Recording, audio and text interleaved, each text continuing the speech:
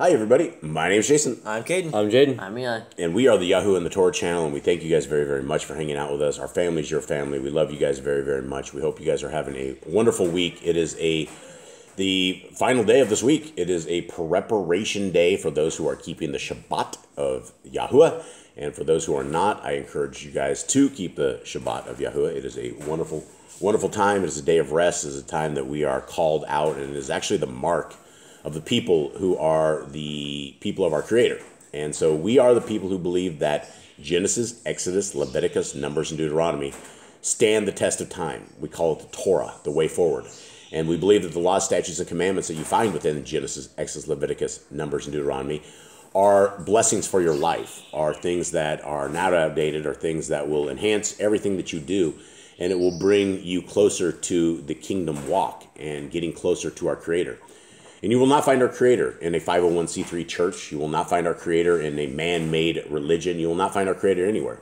You will find Him in the Word of Him, in the Torah. And everything outside of that, all these 65,000 other religions that are out there, are garbage. And they are useless, and they are contrary to the actual Word of our Creator. Gentlemen, how you guys doing? Good. Good. You guys ready for this? Yep. You guys ready for the words of our Messiah? And guys, what we're reading stuff that has never ever been really published in the world. It's been published here and there, but it's been hidden. It's been hidden so much that most people have never ever heard this. And so these are part of scriptures. These are part of things that for whatever reason did not get included. And these are the words that we desperately need to hear, because a lot of us don't understand exactly what our Messiah is and how he was. And this will help us on all these avenues and understand how he is and the heart of our Creator. Okay, YHWH then went by boat, and where he landed, there was a man who lived in a deserted tomb, because he was tormented by an intrusion from the kingdom of the dark Ruach. Attempts had been made to confine him in fetters, but because of the strength unnaturally given, he easily escaped. Day and night he would shriek among the tombs and upon the hillside, terrifying people and often injuring himself by falling.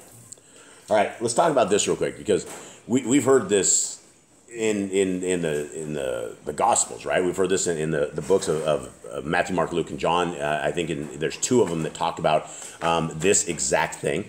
What do we make of this? And there's some extra stuff here that we haven't known. What do you guys make of this? So he's sitting there screaming. He's like, not only that, but he's like screaming all night long, like messing with the people. Yeah, we've heard this story before, where the YHWH guys, like, they can't chain him. He just keeps like coming back out of the city. And everyone's like, we can't get rid of this guy.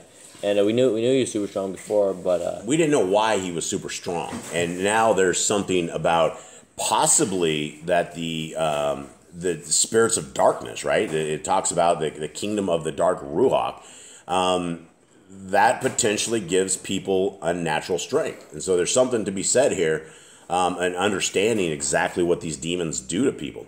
And also, he falls, when he's like running and he's screaming at people and stuff like that. He's not exactly the most graceful guy, it appears. And so he hurts himself by, running and screaming at folks. Okay, 2, YHWH knew the nature of the tormenting thing and called upon the power within him. So it entered the body of the possessed man, wrestling the evil thing inside of him. Then the man ran screaming among a herd of swine and two fell into a ravine. But shortly the man became calm, for the evil intruder had departed from him. The swineherds ran away to carry the tale of these events to people round about, who came to see for themselves what had happened. When they saw the madman was irrational, they became afraid and asked YHWH to go away. All right, something here we don't hear about is the I'm going crazier. Well, it talks about, we heard it only talks about 2 of the swine right here, right? Right. And 2 fell into a ravine. The story that we have in the Gospels is that it was a herd of swine. Well, it doesn't have to be like all the pigs are possessed. It can just be 1 or 2 and they all follow. No, that's true. Right. Yeah, that is absolutely true.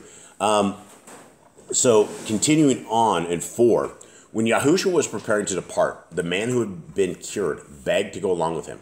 But YHWH said, "No, you remain here and bear witness for me." The man spread the tale of what had been done for him through all the free cities, for he received much silver in the marketplaces. All right, what do you guys make of that last part? This guy received much They're silver. probably paying him so he'd leave him alone. Like, here, take some money, please leave him alone. You think? Probably.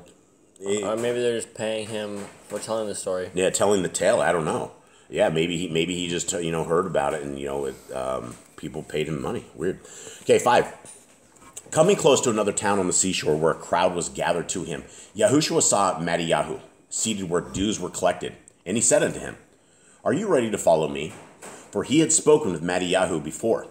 Mattiyahu replied, "I am ready, but first come and eat with me." So that makes a lot of sense. You talked to them before because in the gospel, she's like, "Hey, come with me." They're like, "All right, cool." They're like, "Wow, these are just give it up. Wow, these are just Yeah, faithful, we didn't understand it. We don't have all of the story out there. We were like, he goes out to the boats, come and follow me, and that we, for all we know, that from the story that we have, they just jumped out and went and left their boats. In other versions of it, now we have heard that they put their boats with other guys who wanted to, control the boats for a little while. And so this was interesting. We have Mattiyahu, and he's already talked to him, right? And so this is something definitely new. 6. When Yahushua arrived at Mattiyahu's house, he found other tax gatherers had assembled there, with many others who did not observe the Torah of Moshe, which are in the holy books of the Yahudim. Okay, so right here, it talks about the holy books, and there's another thing in here I don't quite know, because he's talking also the books of wisdom. Do you guys think the holy books and the books of wisdom are the same thing? I don't think so. You think it's different? I think wisdom could be Proverbs. Yeah, well, he talks clearly about the holy books and the books of wisdom. And so it seems like there's two different things. So I'm curious as to what that is. Okay, 7. The books of wisdom, I don't know if we have those books. I know we have the books of the holy books. I don't know if we have the books of wisdom. I think the books of wisdom are like Isaiah. I think it's called the prophets. Yeah, I don't Because know. he talks about reading he said that he was reading it in one of them, and I don't remember. Yes, at one yeah. of the synagogues. Right, Yeah. yes, Yahoo, who was doing But it I for don't remember if Isaiah. he named it like a holy book or anything like that. Yeah, I don't know. Okay, 7. While eating, Yahushua said, "No man of himself can know right from wrong. For what is right in one man's eyes may be wrong in another's. Therefore strife arises among them. Only when men accept a single standard of judgment and abide by it can there be peace.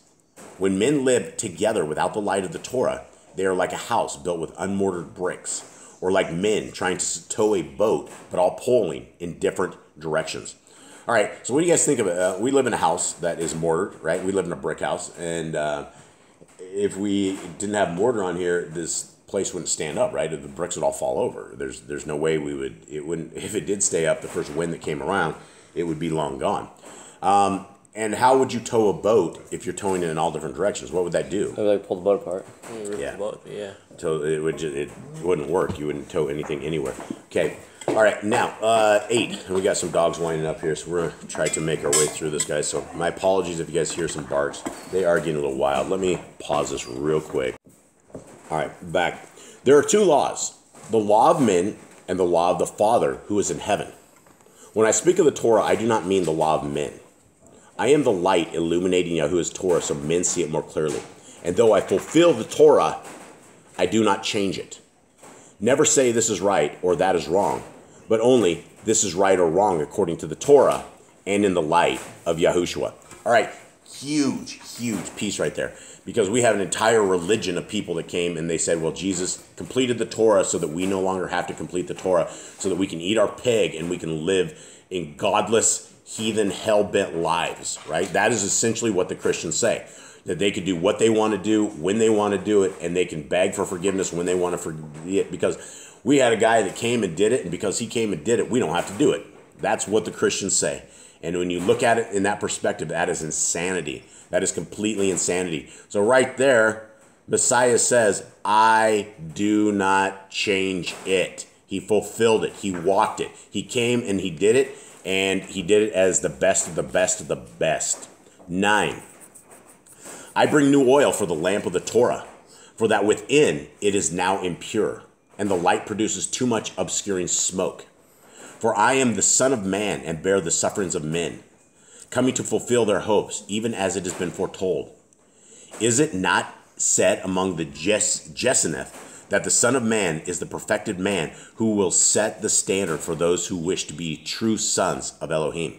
Okay, anyone have a clue what this says, the Jesseneth? I don't know what that is. I don't know. It must be a sect of people. Yeah, it must be like some sort of Pharisees or something, another sect. Okay, 10. Later, when Yahushua went outside, he found some Parishim standing apart, as was their custom. Oh, they must have been social distancing.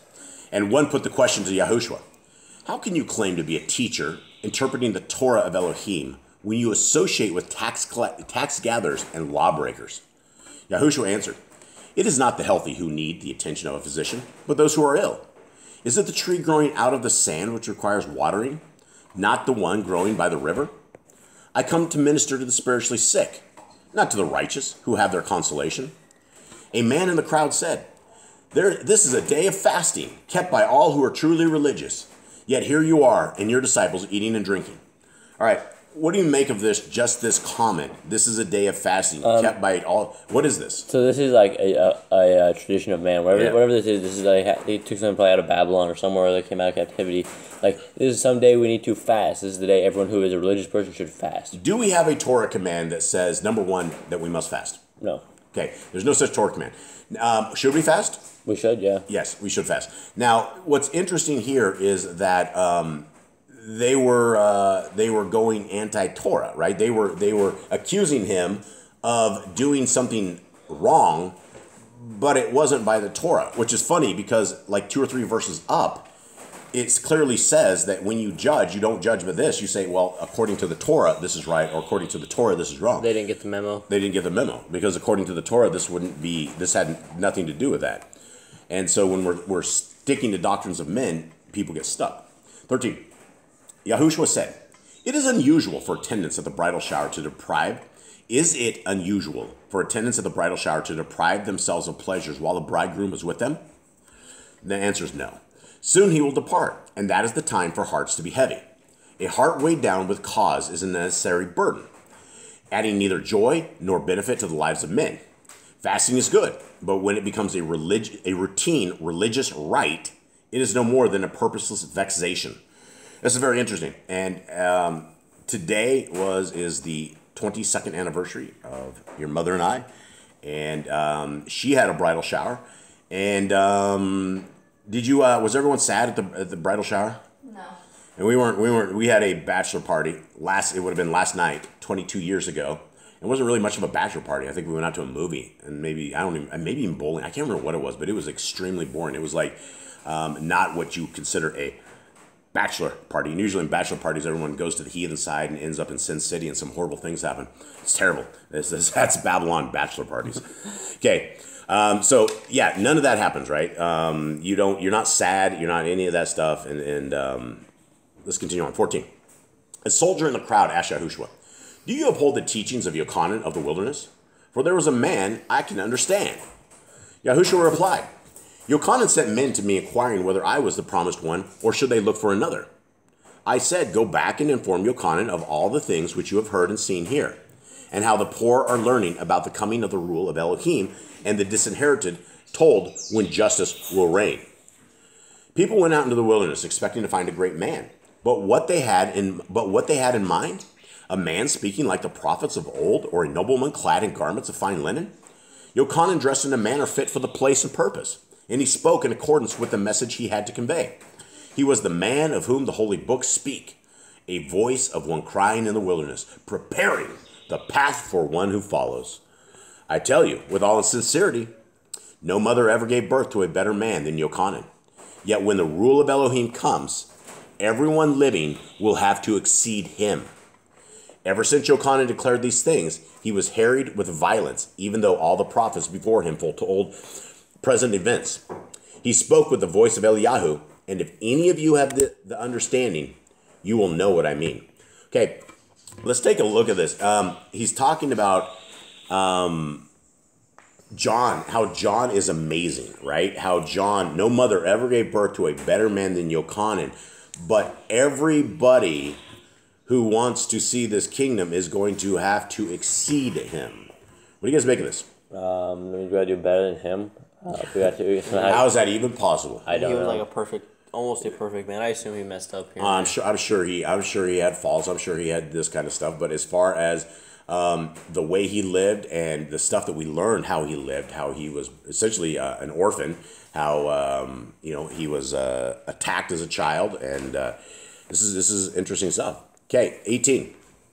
Concerning this generation, which is wrapped up within itself and blind to all going on about it, there is little to say.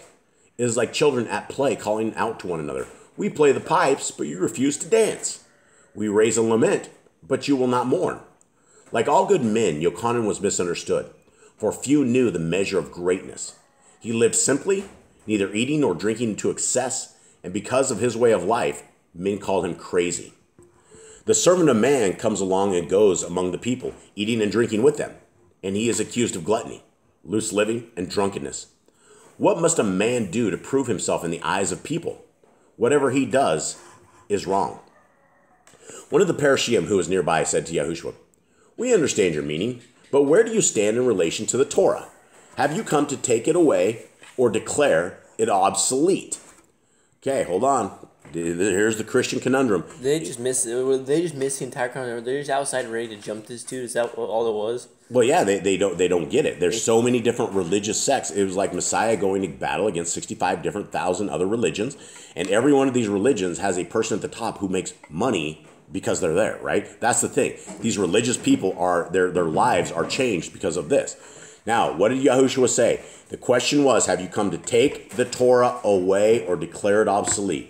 Yahushua answered, "No one patches an old cloak with new fabric, for this shows up its age without strengthening it.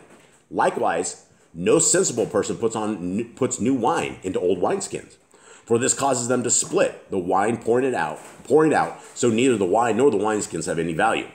Is it not much wiser to put new wine in new wineskins? I have come to place something beside that which is already there, to hold a mirror to the Torah and to man, so both may be seen with greater clarity."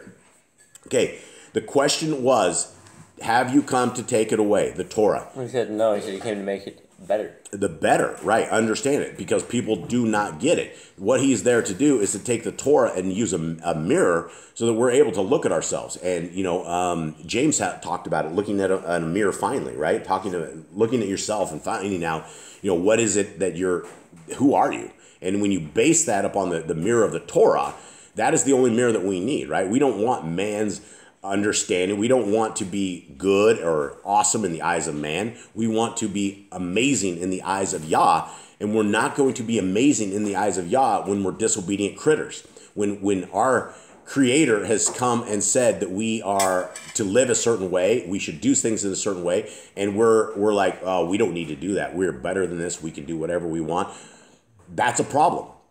Messiah Yahushua will tell you to depart from him because you work Torah-lessness. That is what Matthew 7 says. And so as we wrap this up today, and we will end up with this right here, we'll just, anyone have anything else on this? I don't think so. I mean, the Torah is not gone. It's obvious the Torah is not gone. Yeah. It'll never be gone. And for the people who say it's gone, they need to read this book. Yeah, read this book. Well, what about the other books? What about the other 66 books we have? We start off in Genesis and it says to keep my laws, statutes, and commands for all generations. In Revelations, it says the only people saved are the people who have the faith of Messiah Yahushua and keep the laws, statutes, and commands.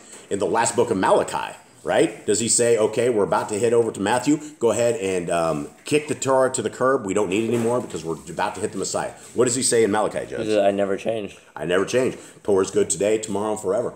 Okay, guys, today's a preparation day. Prepare what you're going to prepare today. Cook what you're going to cook today. And at sunset tonight, it is a Shabbat. Sunset to sunset is the Shabbat to our Creator. And we hope that you guys have a wonderful Shabbat. We'll be live, Yah willing, tomorrow at, I don't even know what time it is. We'll have it scheduled for you guys. And we hope you guys have a wonderful day. We love y'all and have a good day. All right, Shalom.